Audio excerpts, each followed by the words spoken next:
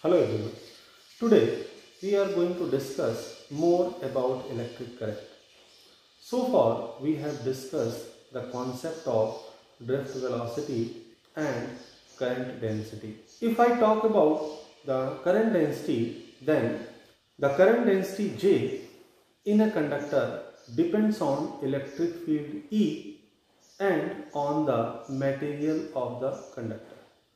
The relationship between current density J and electric field E can be quite complex, but for metals at given temperature, current density J is nearly proportional to electric field E. So I can write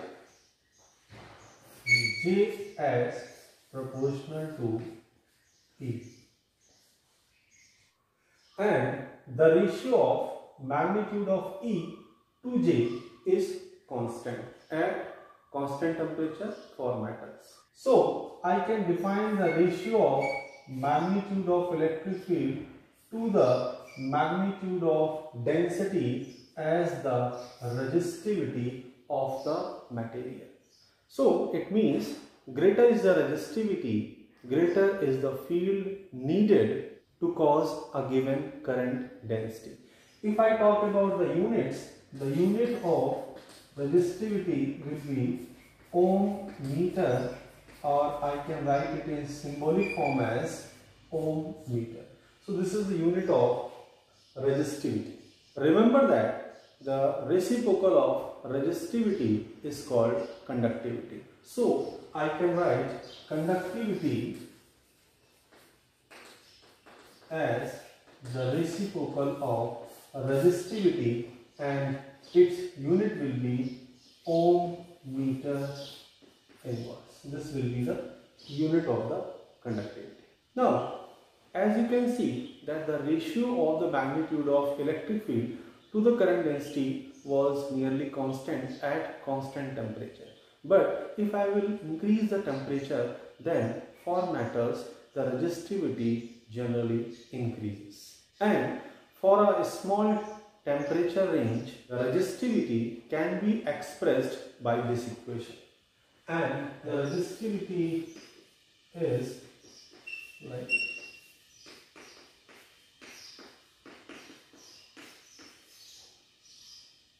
where rho naught is the resistivity at reference temperature T naught, that may be 0 degrees Celsius or 20 degrees Celsius in some cases, and this is the resistivity at any temperature, this temperature T, which may be greater than or less than the reference temperature T naught.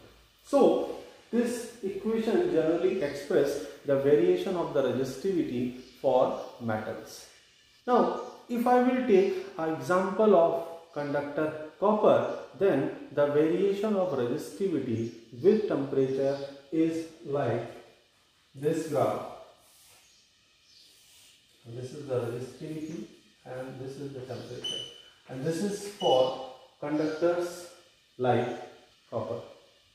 Now, we are having some alloys too. So if I will draw the variation of resistivity for the alloys like nichrome, then the graph looks like this, and this is the variation for, you can say, alloy, or example of that is nichrome. So this is the variation of the resistivity for alloy, but there is a change in the variation of resistivity if I will take the example of semiconductors. For semiconductors, the resistivity decreases with temperature, and we can show it graphically like this is the variation of resistivity for a semiconductor. So it is very clear from this graph that the resistivity decreases on increasing the temperature in case of semiconductors. So for a conductor with resistivity rho, the current density at a point inside the conductor may be written as J equals sigma E, and this equation is often called vector form of Ohm's law. Now consider a case that we have a conductor of cross section area A, length L, the current density at a point is J, and this one is the electric field and the current is flowing in that direction. So I can define the electric field between these two ends with respect to the potential difference between the ends and the length, and we know that E is V by F. And the current density similarly is the ratio of current to the area in magnitude.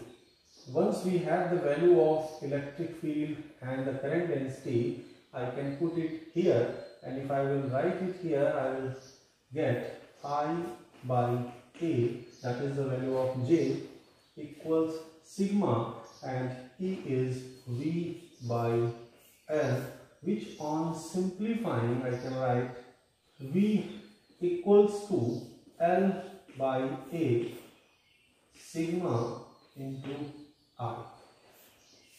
Now there is a point to note here that if sigma is constant, then the length and cross section area will also be constant.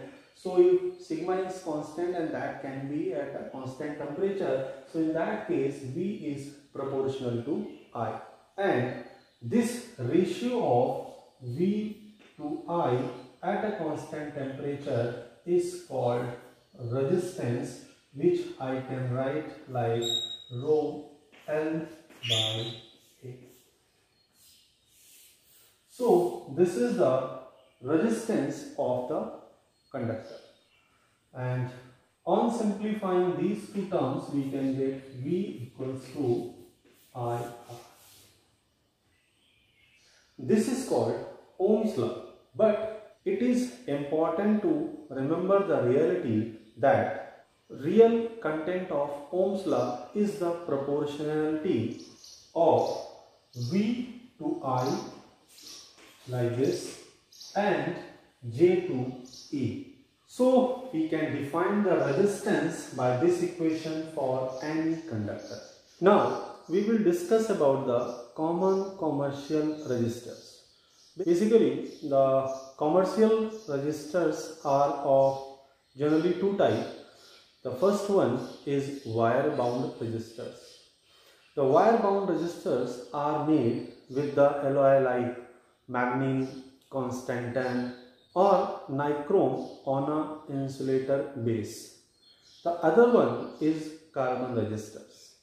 The carbon resistors are widely used in electronics, amplifiers and circuits, and they have many advantages, like they can be made with a range value starting from few ohms to several thousand or million ohms.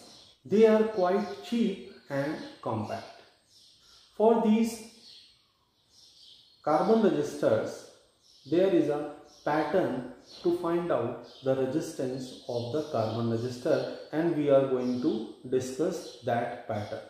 Now as you can see in the table that there is a sequence of the colors, and they are given some numbers, and the last one is the multiply.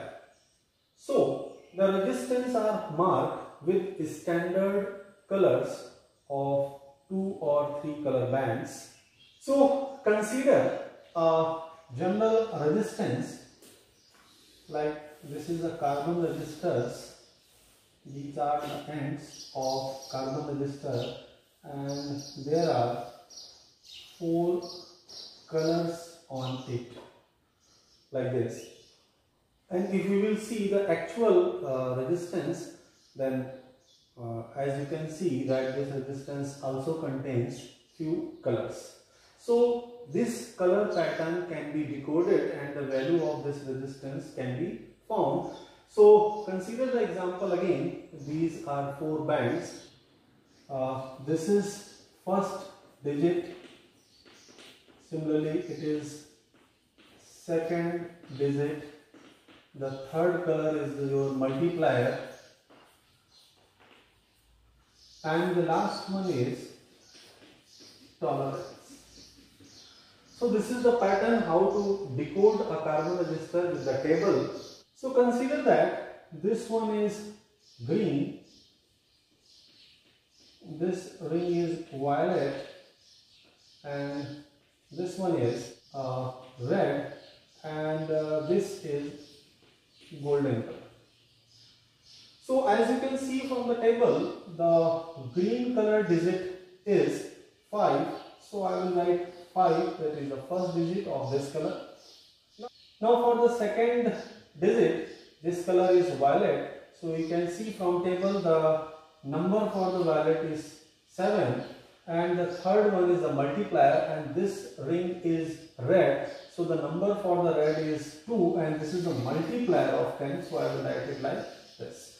So this is the first digit number, this is the second color number, and third one color is the multiplier. So this is the resistance of this resistor, and the last one is the tolerance, and you can see this is gold. So for gold color the tolerance is plus minus 5%, for silver color the tolerance is plus minus 10%, and if there is no color here then the tolerance will be plus minus 20%. So in a better way I can write resistance as 57 into 10 raised to power 2 ohm plus minus, since it is a golden %, and that will be the error, or you can say that will be the variation in this resistance by this factor 0.5%. So this is how, by watching the bands of the carbon resistors, you can easily find out the value of the resistor.